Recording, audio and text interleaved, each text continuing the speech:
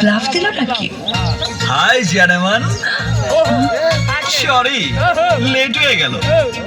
আমি জানতাম তুমি সালা নাইসে পারবাই না। তুমি জানলে কি করে? আবার জিগায়। আরে দিলের একটা টান আছে না, ভালোবাসার একটা পাওয়ার আছে না। আমারে যদি তুমি মহব্বত নাই করতা তাহলে তো এখানে আইতেই না। থামো, আমি তোমাকে ভালোবাসবো বলিনি, বলেছিলাম ভেবে দেখবো। মনি, তুমি এইভাবে কথা কইতেছো কেলা? কিভাবে তোমার সাথে কথা বলবো? কিভাবে? ভালো হাইট আর গায়ের রং সাদা বলে নিজেকে কি মনে করো? ঢাকা শহরের সব মেয়েরা তোমার পেছনে পাগল হয়ে ঘুরবে? কি কোয়ালিটি আছে তোমার এই বডিটা ছাড়া? বোঝো একটা শিক্ষিত মেয়ের রুচি কি, কেমন ছেলে তারা পছন্দ করে? শুদ্ধভাবে কথাটা বলতেও শেখোনি। স্ট্রেঞ্জ, আমি থার্ডেড হয়ে যাচ্ছি। তোমার মতো একটা ছেলেকে না ভালোবাসে আমাকে? How funny.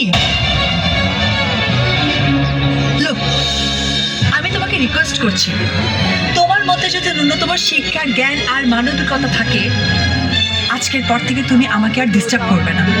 নিজের যোগ্যতা অনুযায়ী মেয়ে দেখে বিয়ে করে সংসার করো। Are you clear? Enough!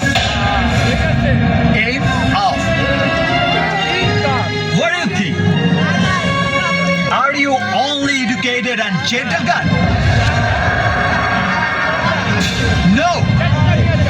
You are wrong and your idea is absolutely wrong! Australia থেকে ডিগ্রি নিয়ে এসে কথায় কথায় দু চারটা ইংরেজি বলে নিজেকে কি মনে করছো? বাংলাদেশের সব মানুষ অশিক্ষিত? No, never. আমি আমার 14 পুরুষের এই ঢাকাইয়া বাংলা ভাষাটাকে ভালোবাসি, সম্মান করি। আর এই জন্যই তোমার মতো কথায় কথায় ইংরেজি বলে নিজেকে শিক্ষিত প্রমাণ করার প্রয়োজন মনে করি না। আমি 3 বছর আগে ঢাকা ইউনিভার্সিটি থেকে ইংরেজিতে অনার্স করেছি। তুমি মনে করেছিলে তোমার বাড়িতে গিয়ে তোমাকে ভালোবাসার কথা আমি বলতে পারবো না, কারণ তোমার বাবার গুন্ডারা তার আগেই আমাকে মেরে ফেলবে।